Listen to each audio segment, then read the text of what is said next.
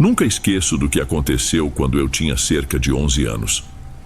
Naquela época, morávamos em uma rua tranquila, onde as crianças podiam brincar até depois do jantar sem muita preocupação. Nesse dia específico, eu e mais 4 amigos estávamos na calçada conversando e rindo de coisas bobas, enquanto o céu ficava cada vez mais escuro por causa de nuvens densas. Não era tarde, talvez algo em torno de 7 ou 8 da noite, mas a falta de luz deixava tudo com um ar meio estranho. A gente sempre jogava bola ou corria de um lado para o outro, só que naquele momento a bola ficou esquecida no chão. Surgiu uma sensação esquisita, como se alguma coisa diferente estivesse prestes a acontecer. O ar pareceu ficar pesado, quase como se houvesse uma vibração muito discreta.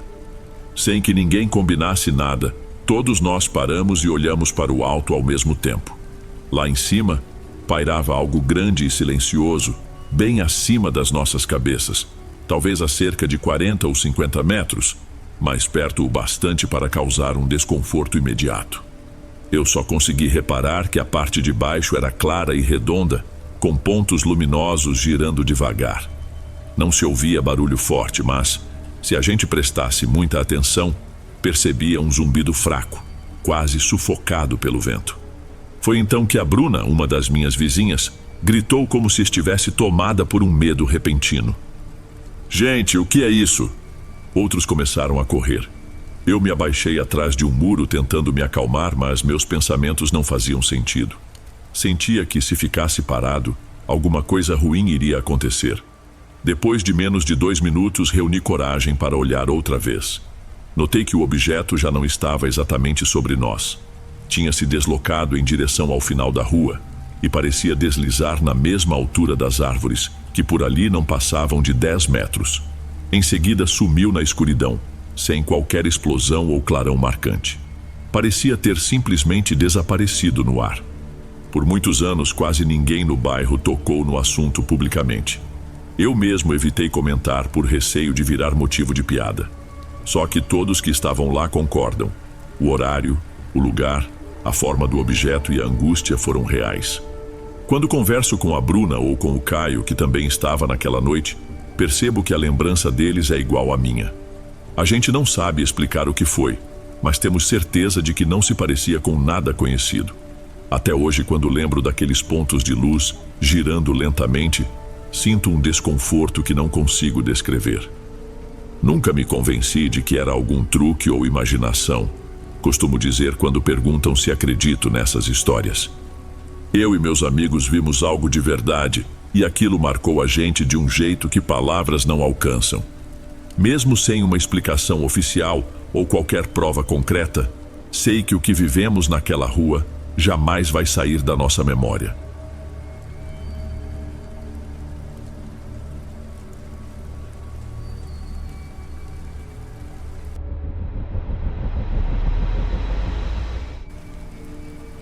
Me chamo Ismael e tenho uma lembrança de infância que nunca me abandonou. Quando eu tinha uns 8 anos, meu tio Ângelo resolveu passar alguns dias na casa dos meus avós, em um vilarejo bem isolado, cercado de morros cobertos de vegetação. Esse lugar era conhecido pelas histórias que o povo contava sobre luzes estranhas vagando no alto das colinas e acontecimentos que ninguém conseguia explicar direito. Eu achava tudo curioso, mas não me metia muito na conversa dos adultos. Só que a chegada do tio Ângelo foi diferente de qualquer visita que já tínhamos recebido. Ele apareceu numa tarde com uma mochila e o rosto abatido. Cumprimentou meus avós de maneira quase mecânica e não quis dizer o motivo de ter vindo tão de repente. Lembro de minha avó ter me puxado para o lado e sussurrado: "Seu tio precisa de um tempo. Deixa ele quieto, está bem?" Eu concordei, mas passei a observar o comportamento dele. Parecia que ele carregava uma angústia que não largava do peito. Passava horas andando pelas trilhas ao redor da casa, sempre em silêncio, e no fim do dia ficava sentado no quintal olhando para o horizonte. Meus avós evitaram fazer perguntas diretas, talvez por medo de que ele fosse embora antes do tempo. Uma noite fui à cozinha beber água e o vi parado na porta que dava para fora, encarando a escuridão do pátio. Ele não percebeu minha presença, Ou fingiu que não viu. Estava tão quieto que até segurei a respiração para não assustá-lo. No dia seguinte, ele comeu quase nada no jantar e se recolheu bem mais cedo que todo mundo. Meus avós me pediram que eu não o incomodasse, e eu obedeci. Só que em uma madrugada ele sumiu. Meu avô foi o primeiro a notar. Encontrei os dois, minha avó e meu avô, caminhando pelos corredores com lanternas antigas na mão. O quarto do tio Ângelo estava vazio, a porta entreaberta e a cama arrumada como se ninguém tivesse dormido nela. Aquilo me deixou muito assustado, mas meu avô tentou me acalmar, dizendo que ele devia estar lá fora, talvez precisando de ar fresco. Organizamos uma busca rápida pelos arredores, mesmo antes de o dia clarear. Chamamos um vizinho para ajudar, e logo depois, meus avós entraram em contato com a pequena delegacia de uma cidade próxima. 2 policiais vieram até nós, mas por causa das limitações do vilarejo, tudo acabou de forma muito discreta e sem pistas concretas. Ninguém encontrou vestígio dele. Numa dessas idas e vindas, o mesmo vizinho contou que tinha visto alguém parecido com meu tio subindo o morro antes de amanhecer, sem agasalho nenhum, mesmo com o frio forte que fazia. Depois, justificou que não correu atrás para tentar detê-lo porque pensou que fosse apenas alguém do lugar, decidido a fazer uma caminhada estranha na madrugada. Fomos procurar lá em cima, chamando o nome dele, mas tudo o que escutávamos era o vento roçando nas folhas. Passamos muitos dias rodando a região. Perguntamos a outros moradores. Ninguém sabia onde ele estava. Não encontramos nada. Nem roupas, nem documentos, nenhum sinal que indicasse o paradeiro dele. Meus avós ficaram arrasados, mas nunca desistiram de esperar. Anos se passaram, e cada vez que eu voltava ao vilarejo, encontrava o quarto do tio Ângelo do mesmo jeito que ele deixou. Minha avó não permitia que ninguém mexesse em suas coisas. Dizia que ele podia voltar a qualquer momento. Cresci, me mudei para outro lugar, construí minha vida, mas algo dentro de mim permanecia em aberto. Então, cerca de 30 anos depois, recebi uma ligação da minha prima, filha da minha tia mais velha. Ela me pediu que fosse até lá no fim de semana, pois um conhecido da família tinha visto alguém que parecia demais com o meu tio, sentado numa pedra próximo ao topo de um dos morros. Ele não tinha nem rugas. Ela me olhou com o rosto incrédulo. Parece que o tempo não passou para ele. Quando chegamos ao vilarejo, esse senhor que havia feito o avistamento estava numa cadeira de balanço, esperando por nós.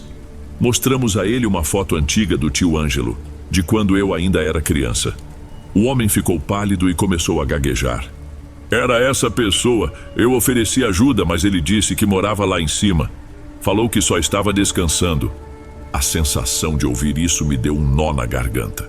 Na hora, tentei pensar em outras explicações. Talvez fosse apenas alguém com traços parecidos, ou mesmo uma alucinação de quem já tinha ouvido as lendas sobre aquele morro. Subimos até lá, seguindo o caminho indicado, mas não havia viva alma ali. Olhei para cada detalhe tentando encontrar qualquer pista, mas nada chamava a atenção. Nenhuma pegada, nenhum objeto, nenhum sinal de que alguém realmente estivesse por ali. Voltei para casa com uma inquietação que me acompanha até hoje. Fico pensando no que aconteceu com ele. Será que continua vagando pelo mesmo lugar, preso a alguma lembrança ou segredo que não nos pertence? Se eu o encontrasse agora, talvez ele estivesse da mesma forma que naquela foto antiga, sem ter envelhecido um dia, enquanto eu já passei por tantas transformações na vida. E me pergunto se ele ainda teria forças para perguntar pelos nossos avós, que o esperaram até o fim e chamaram pelo nome dele até o último suspiro. Essa dúvida me corrói. Não há nada mais cruel do que não ter respostas sobre alguém que amamos. E mesmo tantos anos depois, eu ainda olho para os morros na esperança de ver um vulto familiar. Embora saiba que é provável que não encontre nada ali, além de recordações que insistem em me assombrar. Se estiver gostando dos relatos, não se esqueça de já deixar o seu like. Ele é muito importante. Bem, vamos continuar.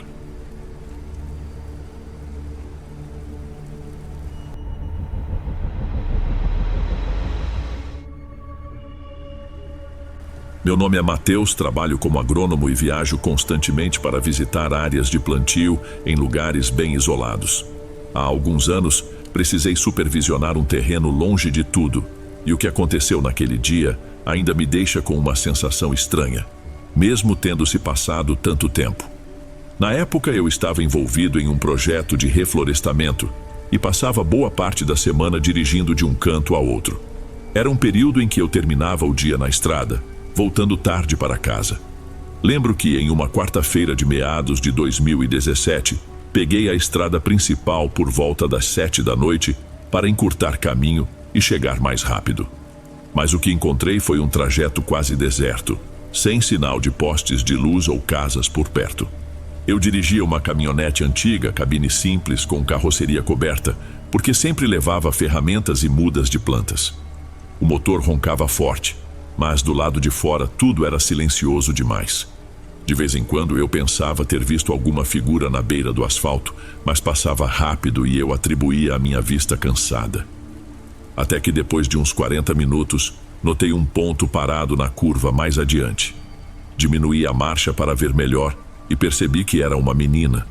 Devia ter em torno de 10 anos, talvez um pouco menos, com cabelo preso em 2 tranças. Ela segurava o que parecia ser uma boneca de pano velha, mas bem maior do que as comuns. Reduzi para quase parar ao lado dela, sem ter certeza se devia oferecer ajuda. Então ela ergueu a mão com um gesto calmo e me pediu carona. "O senhor pode me levar? Falta pouco para chegar na minha casa, fica depois daquela elevação." Embora achasse estranho encontrar uma criança sozinha àquela hora, pensei que não podia deixá-la ali, naquela escuridão. Só que, por precaução, falei que ela teria de ir na carroceria, já que meu banco do carona estava tomado por ferramentas e documentos espalhados. "Se precisar que eu pare, é só bater no teto", avisei. Ela concordou com um aceno. Abri a tampa traseira para que subisse, mas nem cheguei a vê-la caminhando até lá.